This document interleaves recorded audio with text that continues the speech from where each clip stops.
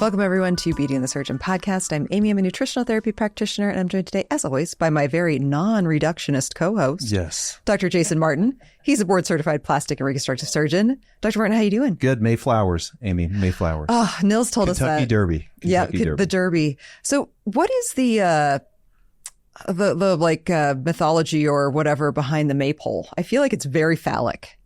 I have no idea what you're talking about. Maypole? Does Nils know? So Nils is going to...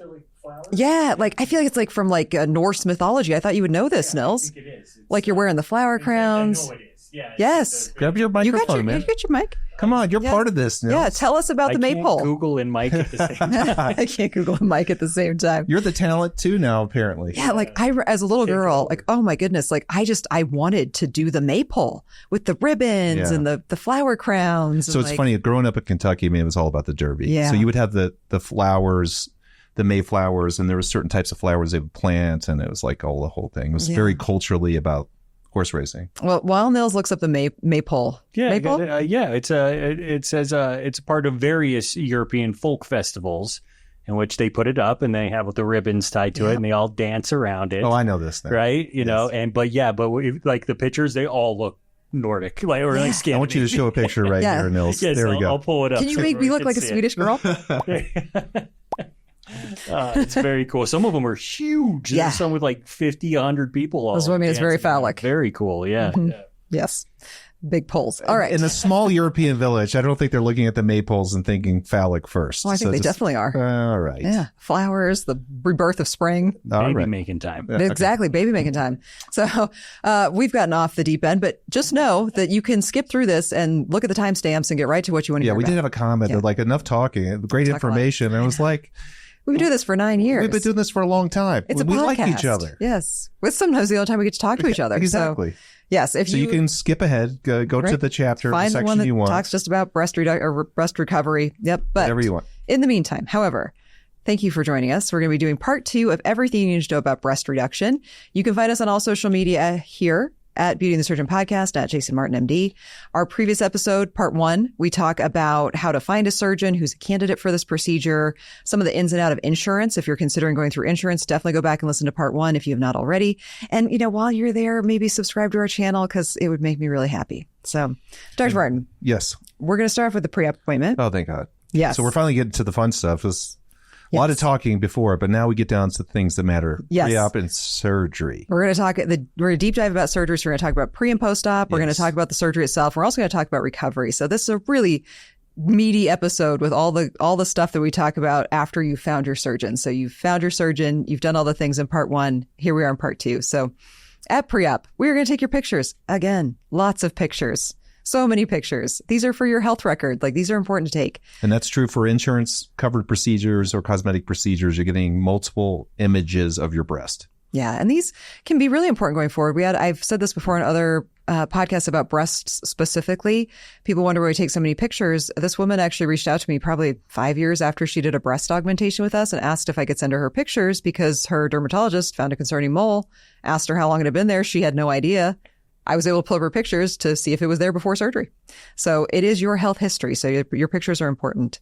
We're also going to review your health history again, go over your pre-op labs, send you for testing, talk about mammograms, past and future mammogram needs. We're going to go over all of that, when to start and stop your medications, give you your prescriptions, all of that.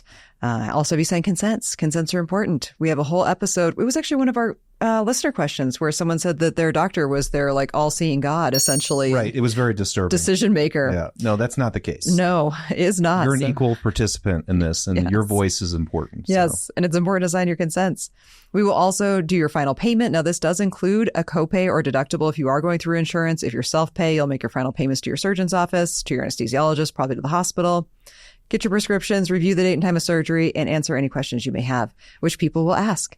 What should I ask at pre-op? Well, we have a handy list in the description box below, questions to ask at pre-op. Dr. Martin, you want to start with some of these? Yes. Where will I be taken after surgery? So that's a really important point. Where will you go? And also when will you be released so your ride can pick you up? Usually you don't stay overnight for these kind of procedures.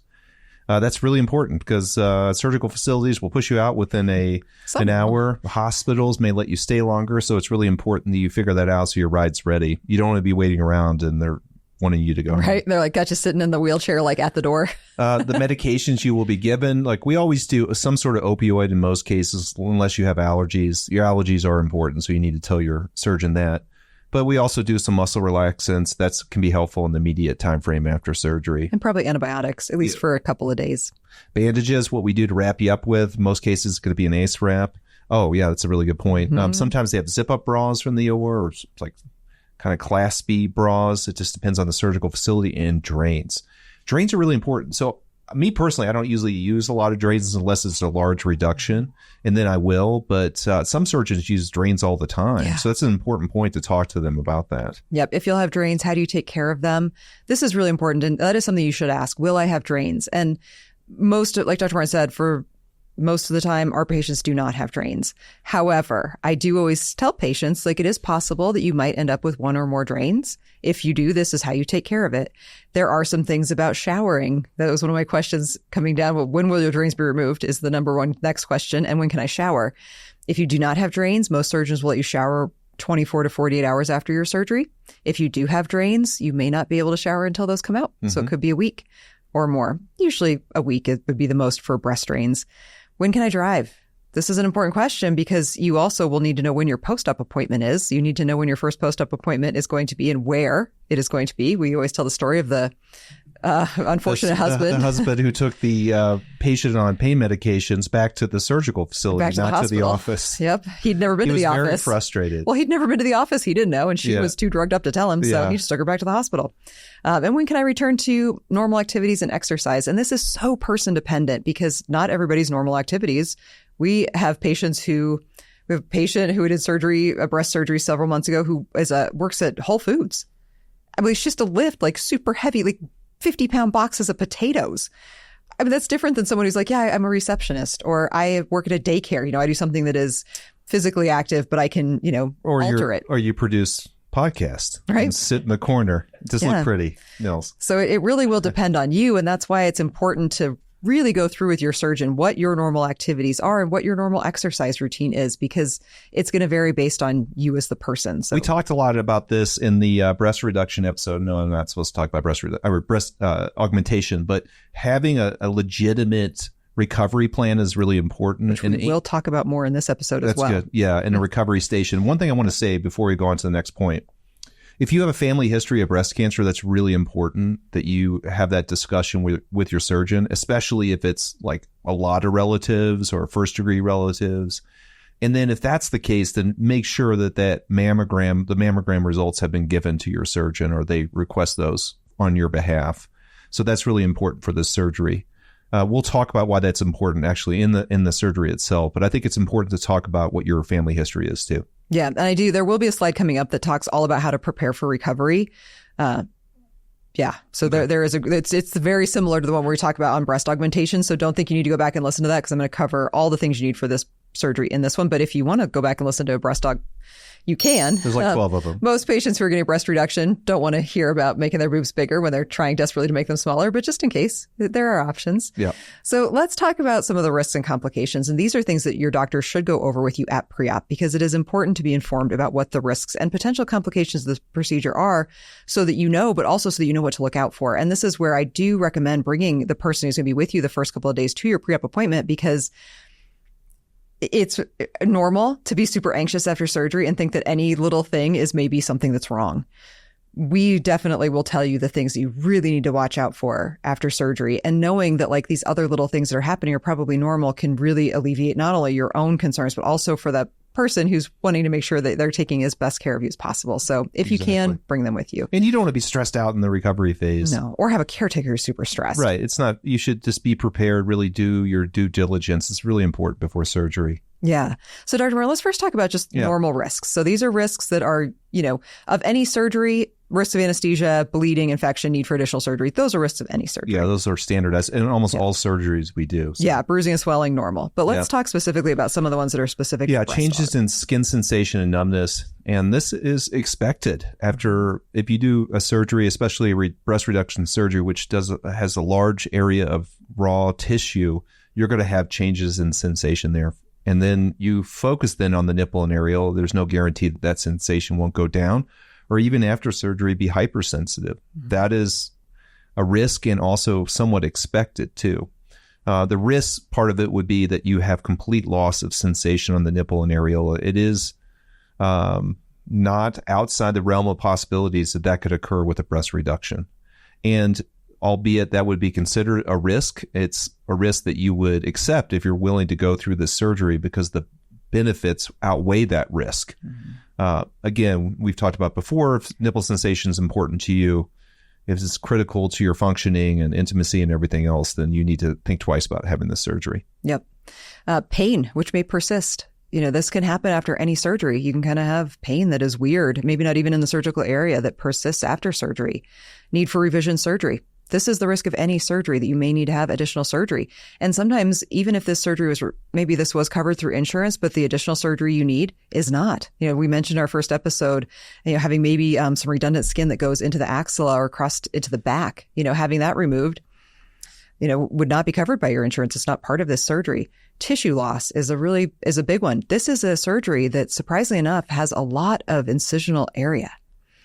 So when you have long incision, your risk of having non-healing or non-union of that incision is possible, especially in an area where there's skin on skin, because in all cases, or not in all cases, are we able to lift that breast above the inframammary fold.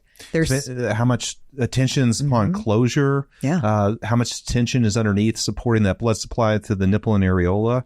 This is not even getting into fat necrosis, which can happen. Areas of the breast can be compromised because of the swelling and tightness, and that fat can just not make it, and it hardens and it creates some asymmetries and deformities. Yep. I mean, these are real risks and can happen on, it's not likely, but it's not unlikely. It's, probably some low percentage, 10 to 20% of the cases, you're going to have something like this that occurs. Yeah. These are all statistical risks. So they may be very low, but they're all at least significant enough to mention. Tissue loss. We kind of mentioned that. Also, that kind of fat necrosis, but you can, in rare cases, have complete loss of the nipple and areola, or the nipple. And I usually knock on wood, so there's no wood around here. But the reality, I've been fortunate in my career, but I know very good surgeons that have had it happens partial loss of the nipple and areola, and that's devastating. It's so hard. This is why actually we're so critical about the smoking. So if you're a smoker, if you use nicotine products or marijuana, vape, whatever, mess up, right? It affects the microvasculature, the micro blood flow, specifically to the end areas, and the nipple and areola would be with the way we do our flaps and our pedicles. It's a distal thing. A distal, it's at the end, right? We talked one of our recent episodes, we called the breast an appendage. So right. Yes. So, and the only issues I've had truly with wound healing are in people that had a history of smoking. Even though they stopped for surgery, it's still not great. So even if you do what's recommended 4 weeks before surgery, you're still going to be at higher risk because that small microscopic blood supply and network is damaged from the nicotine that has been floating around their blood for a long time. That's why it's pretty critical that you just are a non-smoker when you do this surgery. If you are a smoker, you want to stop and really give yourself some time for your body to heal, for that blood supply to improve, because these are devastating consequences. Now, a complete loss of the nipple and areola would be very uncommon unless you were so large and you're so compromised medically speaking, or that the surgeon really just didn't do a good surgery. But partial loss, areas of loss, wounds open up, that kind of thing is definitely. We had one patient who actually ended up with inverted nipples after surgery, just from the tension on that pedicle from underneath, which was an unusual thing. And that was somewhat of the surgical design, but we had to do it this certain way. She had a very odd shaped breast. She had a really constricted lower pole and big on the upper, so there was no way to kind of move it around and make it perfect. She looked a lot better. She was happy with the results. Had sensation. And we were able to at least somewhat fix the inversion, at least per memory. Yep. All right, we did fix it. But I mean, that is a risk. Asymmetry is definitely a miss. I mean, so a lot of women come in and they have like notably different sized breasts. Like one is women. One cup size to the other. And they're like, you're going to make them perfect size, right? Like perfectly the same. I'm like, they're going to be pretty darn close. They're like, oh, I want it perfect. I'm like, you are a D on one side and an F on the other. Like, we need to be realistic about our expectations. So you're not going to ever make it the volumes perfect from side to side, but you can get pretty darn close. No, your breasts are sisters, not twins. and they will be sisters and not twins after surgery. Breastfeeding is not guaranteed. I do a superior medial pedicle. That approach, maybe we do maintain those duct system, but it's not guaranteed that you'll be able to breastfeed after this surgery. Well, and if you've not breastfed before surgery, you don't know if you would have had that ability anyway, which is not to say that you shouldn't be worried about it after. But if you feel like for you fundamentally the breastfeeding is something you absolutely would not be willing to miss out on with your child, then you should wait until you're done breastfeeding. Yeah, wait till you're done. So, and that would make sense too, because your breasts are going to engorge with this breastfeeding anyways. Stretch more. Yep. Unfavorable scarring, that's a big kind of thing for most people. If you go to a board-certified plastic surgeon, does this all the time, your scarring should be good. You may have a few areas the scars doesn't look so great, and they can redo that. Inject steroids. There's all these different things you can do. So, but you will have visible scars. They will be red. You'll at first. And then over time, they'll get better. And literally, we saw a patient we did like a reduction lift on recently. She was 3 years out, and you could barely see her scars. Barely. And that's at a year that should be that way. Exactly. So, there are 3 major complications that you definitely need to be aware of prior to surgery. And hematoma and seroma are similar.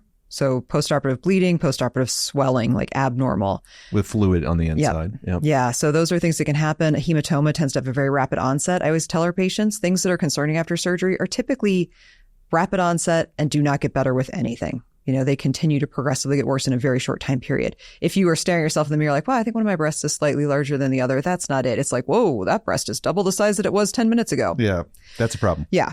Tissue loss or delayed wound healing, tissue loss is something that you can't necessarily maybe stop it, but you need to be aware of it. As soon as you kind of identify an area where you have a dehiscence or a non-healing of a wound, you want to start doing something active to be aware of that right away. And this is where your medical history makes a big difference. If you're on immunomodulating drugs, if you're on prednisone or steroids, if you have inherent wound healing issues. People who've lost a lot of weight, had bypass, you're nutritionally deficient. You don't have all the vitamins you need. You're going to have a problem with wound healing. These are big surgical areas. Your breasts are big. So, you're doing a lot of incisions, a lot of undermining, a lot of work. And there could be a lot of tension. And there can be tension there too. So if you have these medical problems, you have to expect you're going to probably have a little bit of wound healing issues, or maybe you're not a great candidate. Now you can optimize your health, which we do all the time with your specialist or your primary care physician. But you have to expect some issues with wound healing if you have, a problematic past medical history. Which doesn't mean you should ignore them. That's my point. Like if you notice something, like definitely bring it up to your surgeon. So as soon as you see it. Yeah, I guess that's true. I'm not saying it's okay. Yeah, no, the quicker, all of these things, these are 3 things that would need to be addressed, as soon as they're identified, essentially. So, okay, let's talk about the surgery itself. And then after that, we're going to get more into recovery and those kinds of things. So this is, I think, what most people are kind of really waiting for. I'm going to go through the first one, which is just anesthesia. You're probably going to have a choice between like IV sedation or general anesthesia. Your surgeon is going to recommend the best option for you. These surgeries can be longer. I mean, some of these surgeries can be 3+ hours. Especially if they're very large. Yeah. So it may be that your surgeon recommends general anesthesia for your comfort, for your safety, for all of those reasons. So just know that you will be asleep. And if you're doing general anesthesia, it's not going to be that super heavy anesthesia. It's going to be a light general. Maybe they'll use something called an LMA or laryngeal mask. It's not even the tube that goes through your vocal cords. So, but you'll be asleep for sure. You'll be asleep for sure. This would be a hard case to do with all local anesthesia. You could do it, but it would be very difficult. That would not be the standard medical practice to do it that way. Some places do regional blocks. That can be a PEX 1 and 2 block. You can have these, intercostal blocks or spinal, perispinal blocks. Things that numb up the area for an extended period of time, either for 12 hours or in some cases the pain pumps. Which isn't really usually necessary. I don't think so. These aren't, surprisingly not. Well, because you're not messing with the muscle. It's soft tissue. Yeah, it's not surprisingly painful. Most people with large breasts, they don't have a lot of sensation on their breasts because the nerves have been so stretched out. So they don't wake up with a lot of pain. Now, it is not pain-free. It's discomforting, but it's manageable. Yeah. So Dr. Martin, we went through the incisions, like the 3 types essentially in our first episode. We talked about the lollipop, the keyhole or anchor, and then like the extended anchor. So we really covered those in detail in our first episode. So definitely go back and listen to that. What I want you to really focus on is step 3. So we've made the incision. What happens? Okay. Yeah. So, of course, I get the part where I have to explain exactly what I do in layperson terms. You're the surgeon. Okay. So this is what I do. I'm like, how can I explain this to Nils? That's how I think in my head. Yeah, there we go. So first and foremost, so let's just talk. It's better when you break this down into its parts. A breast reduction does what, Amy? Removes breast tissue. Breast tissue and skin. Right. when you do that, you want to maintain the nipple and areola. And what does that mean? The nipple and areola has a blood supply and nerve supply, and hopefully you can maintain both of that, right? And those come from like the spine and then go like through the chest wall, essentially. Right. And so then, from the sides, Yep. actually, yeah, from the sternum, but it's from the spine. Yeah. all coming from the spine. And then, From the sides. Yep. Inner side and outer side. and from the top. Top down too, but mostly from the sides. Yeah. So you imagine between your ribs. Anyway, so you have to maintain the nipple and areola. That's the first and most important thing. And then you have to reduce the breast. So if you think about it, where do you want to remove the breast tissue from? Well, you don't want to remove it from your décolletage area or your cleavage area because you want to keep that, right? Women like to have the breast up and have some sort of definition. I mean, it doesn't have to be super projecting, but something there that shows that their actual breast, a breast mound. Yeah, above the belly button. You also don't want to take it above the nipple and areola because that's the part where the breast starts to ease off the chest and protrude out or have some projection. So you don't want to take it from there. So most cases, we take it from the outside and below the nipple and areola, okay? In the old days, we used to maintain the nipple and areola on an inferior pedicle from below. That's the old historical way to do it. It works great. And in some cases, you have to do that if your breast is so large. These days, I maintain the nipple and areola on a superior medial pedicle, which is the tissue that comes from the upper and inner part of your breast. And the reason I do that is if you maintain that tissue and do the reduction, then you end up with cleavage or a décolletage area. So when you're thinking about this and designing it, I'm looking at you in the preoperative holding area. I actually draw on your breast, and I always get the comments, "Oh, you're an artist." And I think to myself, well, yeah, I'm an artist. I was a fine arts major. And I took that and became a surgeon, but that's what I'm doing. I'm drawing on your breast and almost transcribing my surgical plan onto your breast. It's like a puzzle piece. It's what it looks like. When he draws it, it looks like there's a missing puzzle piece. And at least with me, I do it with a Sharpie so they don't wipe it off when they, prep and drape you. Who would do that? Yeah, everybody. So when you do the surgery, we inject a lot of local anesthesia in there. Amy, it's usually Marcaine, which is long acting. What does that last? About 12 hours? Yeah, the half-life of Marcaine is a lot longer. It's like triple that of lidocaine. Yeah, so we'll say you might get 12 hours out of it. Sometimes the more expensive option is Exparil, which is liposomal bupivacaine. That's a little more expensive. The hospitals first got to be in the bonnet about the Exparil everywhere I go. So expensive. It's really not that expensive. So if you can get Exparil, that would be great. That'll last a couple of days. But again, this is not like a super painful procedure. No, it's not, but it's helpful. Yeah.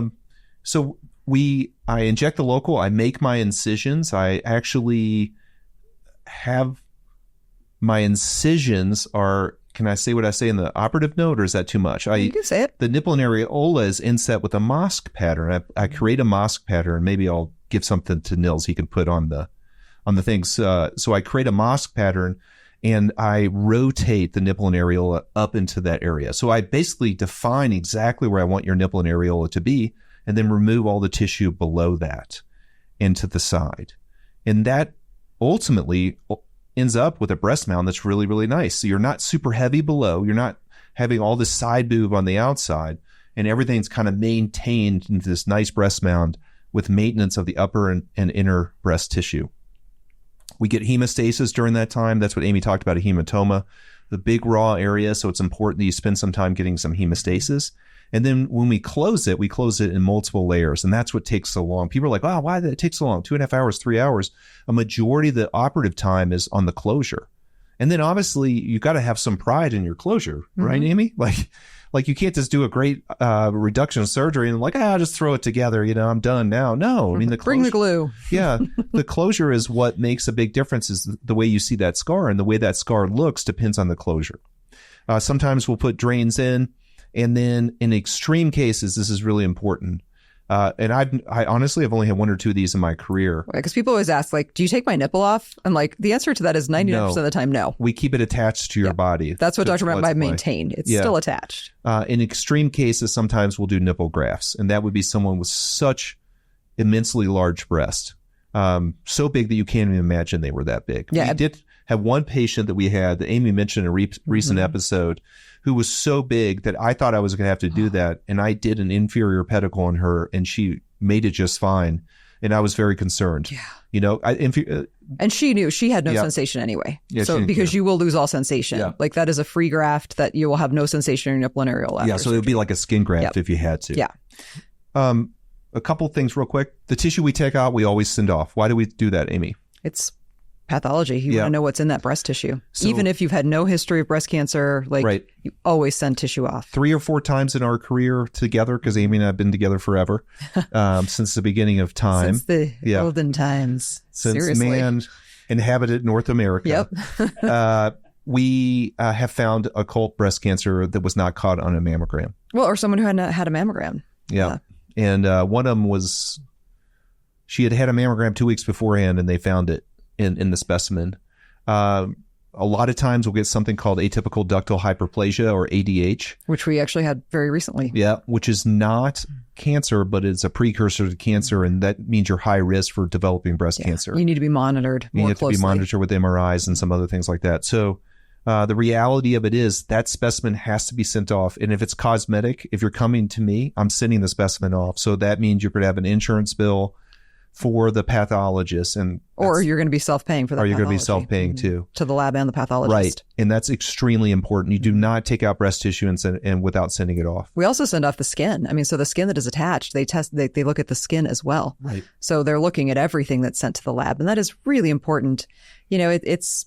It's no guarantee that you don't, that you will not develop breast cancer later, but at least you know that the tissue that was taken out of you, had none. The worst, I think, worst possible scenario would be that if someone had a mammogram a year later and cancer was found at that point and the tissue had not been tested, it's a whole year that you could have maybe known. So don't be afraid. Knowledge is power. So that is tested for your benefit and for your knowledge. Yeah.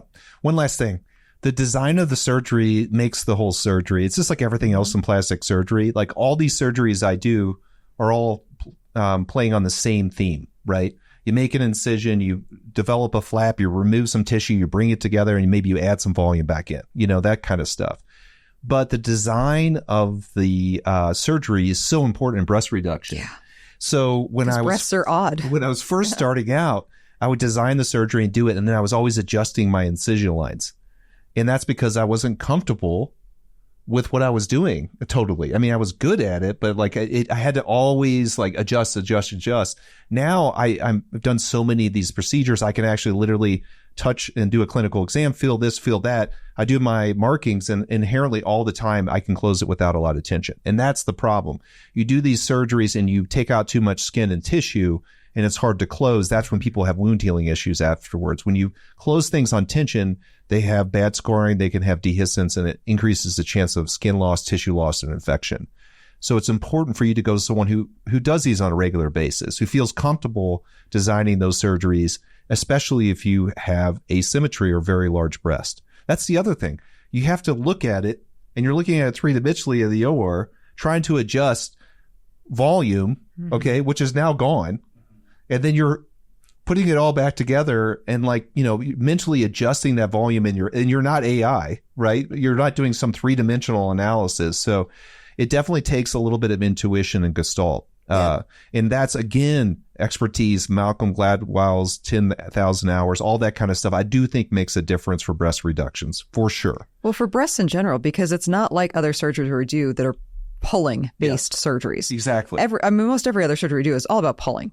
We're pulling the face back. It may be a face lift, but we're really pulling. We're pulling the thighs up. We're pulling the abdomen down. Everything's going a certain direction. For breast, it's a round surface. You take everything apart and you put it back together and recreate a breast mound in a 3-dimensional fashion. Yeah, you're lifting a globe versus just pulling a piece of paper. It's totally different. Totally. And last thing I'll say, in the old days, we did these inferior pedicles and stuff, and people would look flat, and they had no kind of definition to their breast. And these days, when we do breast reductions, we really try to make your breast look good, youthful and having some prominence and some. That's why the anchor though is key. It keeps it allows you to have that rounded shape. Right. Exactly. Instead of that pyramid look on the bottom of the breast. But anchor or vertical or whatever you're doing, I do all these kind of techniques on the inside now, putting sutures in to bring it together and bring it up. Things have changed a lot in the past 20 years. So, I think that the surgeries are a lot better now.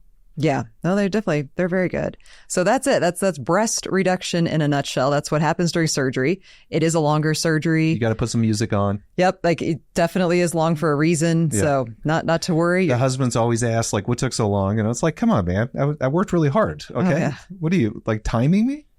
Yeah, again, and this is the one surgery where I feel like people really are down with whatever scars need to be done, whatever time it takes. Like they just want their breasts to be smaller and they don't care what it takes. So we're going to take a quick break and we come back. We're going to do the deep dive into Dr. Martin teased it into my recovery slide and also talk about kind of what you can expect the first couple of months after surgery. Let's go.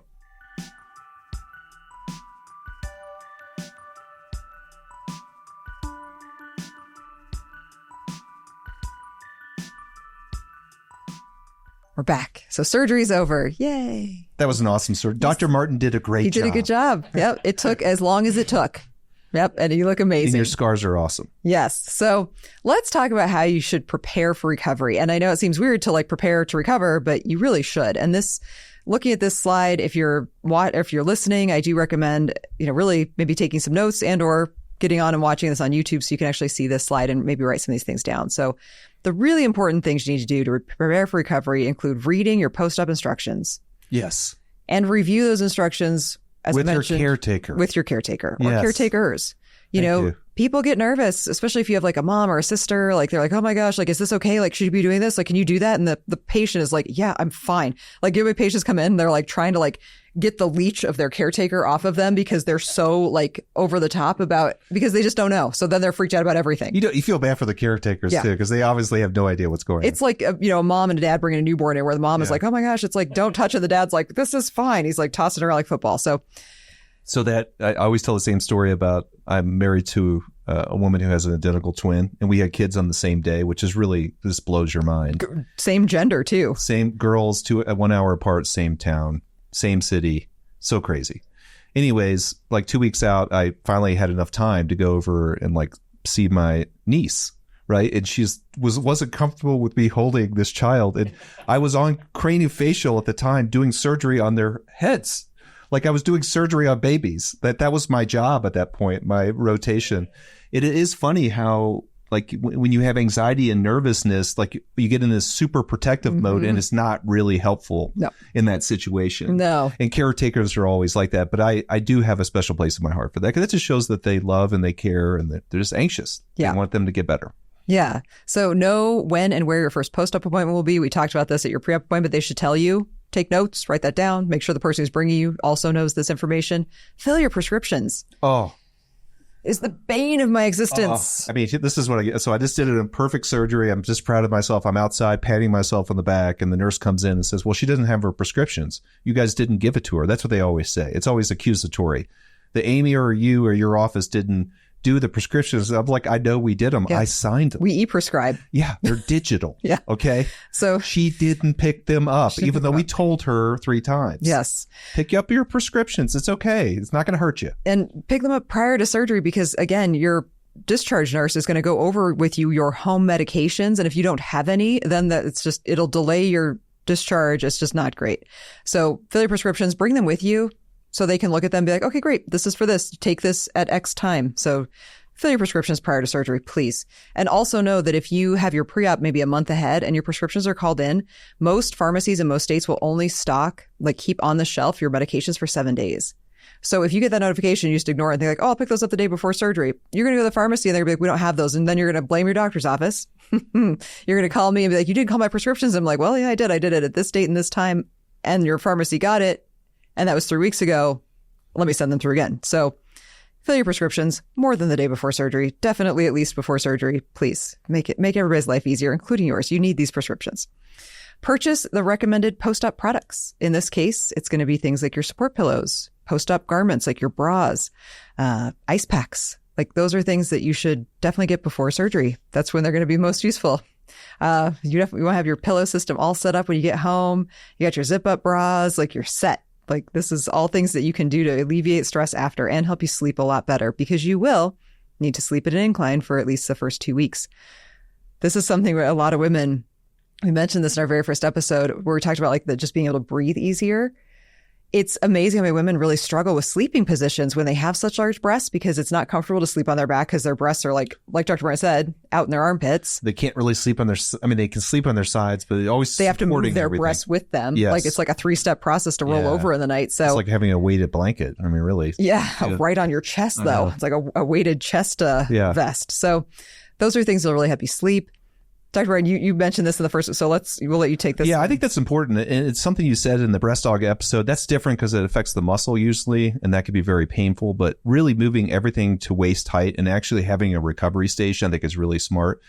Breast reduction is not as painful as breast augmentation. So you're going to be able to get up and around quicker. But you do still want to limit the use of your arms. Right. But you do not want to lift your elbows above your shoulders. You don't want to put a lot of tension on that closure and everything that we did. Or spend a lot of time bending over. It's not going to feel very good. So keeping things at waist level, and that's where the kind of recovery stations could be helpful. You could have it all right there. Your phone charger, phone charger, whatever sippy cup you have. Everybody in my family has the big cups now. Stanley's. Yeah. Like, what is this thing? They're like 12 gallons. Mine is. I'm like, you do not need that much fluid. You could just use a smaller one to refill it. Anyways. Any medications that you have there, your phone nearby, and just like an overall plan, childcare, everything that goes along with recovery. I think that's really important to plan ahead of time. Yeah. Easy to put on clothes that close in the front and slip on shoes. Because again, it's not going to feel great to bend over. I mean, you think about that again, gravity just kind of putting pressure on those incisions. You're going to feel most comfortable when you're in a more upright position. You're not going to feel comfortable flat on your back. You're also not going to feel comfortable bending over. I'm going to have Nils put on our emojis of us in our casual wear. Those Adidas warm-ups. Yeah. Our tracksuits. Yeah, our tracksuits. Yeah, get your tracksuit. You need a tracksuit. We had a patient come today to surgery, even though we give very thorough instructions about wearing a button and or zip up top, wearing a light blue cashmere sweater that had to go over their head. So please don't be that person. Also, slip-on shoes, just so, again, for your caretaker, too. That's just really easy. They're not bending over having to tie your shoes. Just slide on in. You wear your slides, and you're good to go. It's normal to be nervous and excited. I checked in with our patient. We're doing a breast augmentation tomorrow, first thing, and I just checked in with this patient. She said she's so excited, but she's nervous. I'm like, yes, that is correct. Something that, a lot of women before breast reduction specifically will kind of do is like, take one last look. It's say goodbye, ladies. Like burn some of those big bras. Like it's an effigy. Yeah. It's definitely get excited because this really, as we talked about so much in our first episode, this is a surgery that will change every function of your life in so many positive ways. So get excited. All right, let's talk about recovery.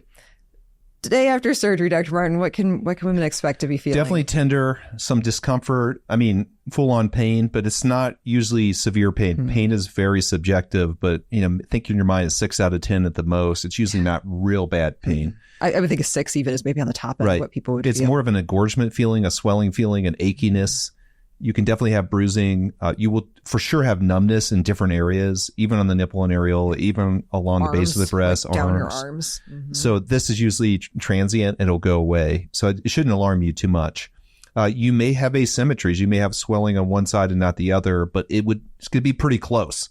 If the alarming thing right after surgery would be if you have notable swelling on one side over the other. If you went to a board certified plastic surgeon and did a good job, then you shouldn't have drastic asymmetry. That's what you should expect in the first couple of days. You'll probably be on pain medication, maybe muscle relaxants.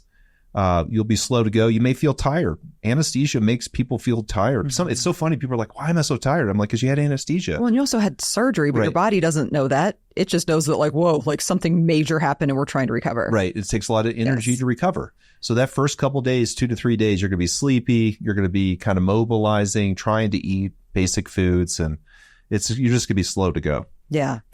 So definitely something I put on here is discomfort in your breasts and your back. And we kind of mentioned that kyphotic posture, but a lot of women with breast reduction have that anyway. Every time you say kyphosis, I feel like I have to sit up. Right? I know. Put your shoulder blades back. Yeah. Oh, but also, again, your body doesn't know that you chose to have surgery. It just knows wow, we were injured, right? Like this is injury as far as your body is concerned that we were trying to recover from, and it's going to want to naturally protect it. Yeah. So you're going to almost overemphasize that. So remembering to put your shoulders down, just have somebody give you a little back massage, those things are normal. For the first week, limited activity, you're going to keep your heart rate low, you're going to keep your blood pressure low, you're going to T-Rex it, not going to lift anything. Yeah, keep your elbows to your side. Yep, sleeping on your back at an incline. pain medications, muscle relaxants, Dr. Martin mentioned those. Most patients are probably switching to Tylenol, maybe even right away, but definitely within, I would say, a few days, 2 to 3 days. During the day, you're going to be just taking Tylenol for sure for discomfort. Soft-sided stretchy bra 24 hours a day except while showering. That's going to be with you you'll see, for many weeks. Unlimited easy walking. You walk as much as you want, and you might return to work that first week. Especially if you're not front-facing. You could be doing emails within a couple of days. Even if you are, your breasts are covered. Right. I mean, the main thing is getting off the jobs. opioids. Those can affect your kind of sensorium. You don't want to start sending emails when you're on pain medication. Or be falling asleep to at your work. coworkers. Yeah. Falling asleep on Zoom. Yeah. Drooling a little bit. So, I think you got to really scope that in. But if you're off pain medications, you could be back doing normal cognitive stuff. Non-lifting. Very quickly. Yeah. Weeks 2 to 3, you'll be returning to work for sure, driving. That is one thing I said at your pre-op visit, find out when you can drive. Most of the time you can drive as soon as you're off pain meds. I usually tell people to plan on a full week of not driving because you just want to make sure that you feel comfortable moving your arms and just like everything is feeling safe. I mean, my always big issue with that is like, even if you're off pain medication and you're driving and you turn the wheel and all of a sudden you have a severe pain and you react. Right. And run into the car in front of you. Yeah. And you're not paying attention. So you want to get to a point where you feel that you're in a pretty good place. And that could be a week for some people. That could be 2.5 weeks for driving, depending on what your kind of overall result is from the surgery itself. Yeah. You can start to have more range of motion. So non-weight bearing. So meaning you can maybe start to put your arms up a little bit. You don't want to force anything, but moving your arms more. You don't want to get frozen shoulder from the surgery. So starting to move your arms a little bit more. You're overall just feeling much better. The tiredness is probably gone. You're feeling a lot more alert. You're happy. You're going to continue to wear your soft-sided bras. And at this point, you can return to some more intense exercise other than walking, perhaps, like getting your heart rate up a little. We still don't want you doing anything impactful, but, might clear you to do like some higher rate cardio kind of things that is not impacting or bouncing. Think like on a stationary bicycle or something like that. Yeah, like one where you're not having to hold your arms, or even just some like more, hiking, maybe getting your heart rate up a little bit that way.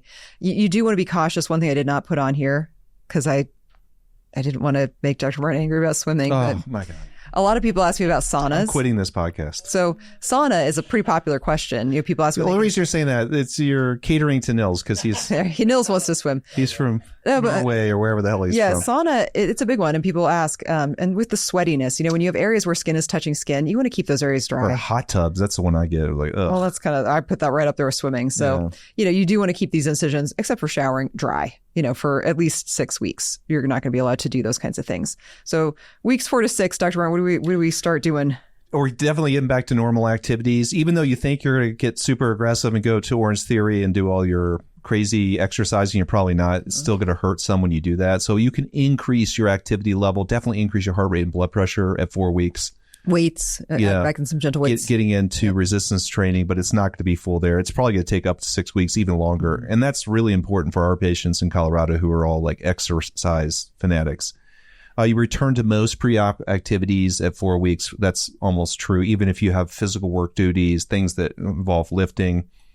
Continue with soft-sided bras. It's so funny. I'm reading this because I'd never had this conversation with patients. If you're still wearing your soft, stretchy bras. Okay.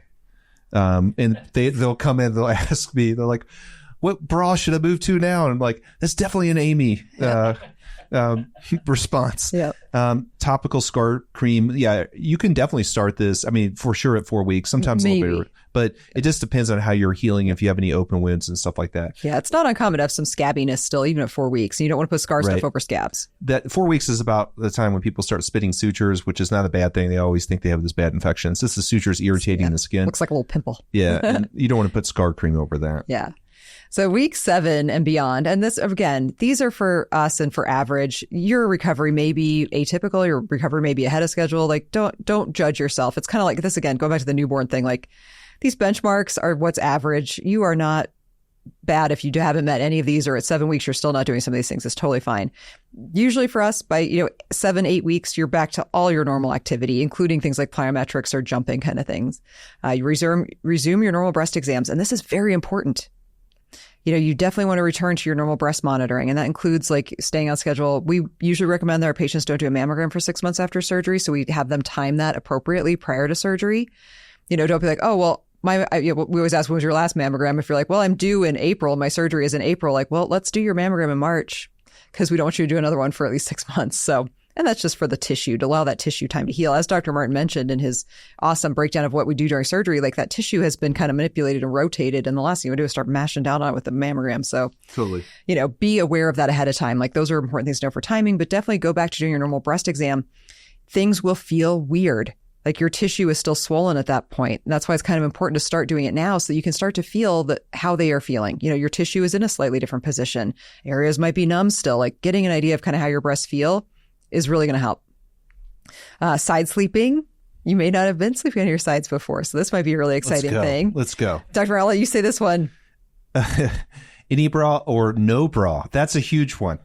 That is no. Yes. This is one that I do celebrate with them. Not that I can relate, but they're like, I was walking around the house without a bra. And I didn't have discomfort. I didn't feel uncomfortable. Yes. I wasn't bashing doorways. Yeah, I was so happy. So I don't have to tuck them in. I mean, that's the goal, is hopefully you can walk around without a bra on. I mean, that's legitimate. That's a legitimate goal of the surgery. Yes. And that's so freeing for women who are wearing 2-3 bras 24/7.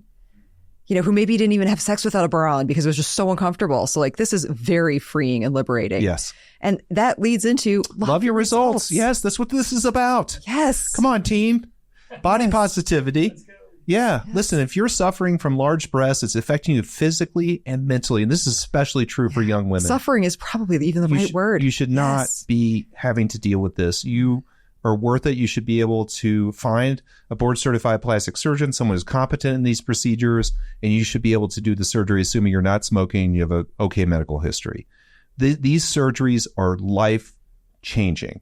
And statistically have the highest rates of happiness Happiness, yes. True happiness. Now, there are the stuff we talked about. There is a recovery period. There's risk. There's complications. Mm-hmm. You need to watch this episode a couple times so you get this all in your head beforehand. But the end results, you will love them. These are some of the happiest patients we have. We celebrate with them too. Yeah. Because they feel better physically and emotionally. And that is a huge, huge win in our world. Oh, it really is. I mean, it's an amazing surgery. So I that's all I got, Dr. That's all I got. You literally now know everything you need to know about breast reduction. Right. Just click on the link below to find a plastic surgeon in your area. Just go to a plastic surgeon. Tell me when a superior medial pedicle, a wise pattern, an insetting with a mosque, pattern for the nipple and areolar complex. Right. Maybe get your list of pre-op vertical questions. pillars are 8.5 centimeters high, and a nipple and areolar complex that is 3.8 centimeters in diameter. Yeah, and you'll be good. Done. So you can do it yourself. Yes. So appreciate everybody for listening all the way through this. Please share this with a friend. I mean, or a loved one. If you have a spouse or a sibling or a friend who has very large breasts, I mean, this is just, subtle slide into their text messages with the links to this podcast. YouTube, and I just came upon this video. Like, look, here's a solution for I don't know who could breasts. use it. Yeah, yes. Maybe you. But you can find all of our social media here. We're everywhere at Beauty and Surgeon Podcast, at Jason Martin MD. You can also leave me a voicemail. So in March and April, we had 2 awesome episodes where we had voicemails and text messages from listeners. You can do that at 303-630-9038. One of whom was a breast reduction patient. So if you are listening, bashing boobs on doorways no more. We really appreciate everyone who leaves us comments. I would also super appreciate it. A, if you've made it this far, it is fantastic. And B, if you would subscribe, it would really help us out, helps more people find our podcast. And we hope we're putting out useful information. Yeah, that's what this is all about. Mm-hmm. So hopefully we're educating people so you feel empowered to go into those offices and make the right decisions. Yes. So. And be prepared for recovery. It's a big recovery, but you'll get there. Yep. All right. Well, we will see everyone here next time. We're going to go out with the maypoles and do our ribbon ceremony. Give me my flower crown. We're going to dress Nils up in his Viking outfit and make him. All right. See you, everyone. See you later.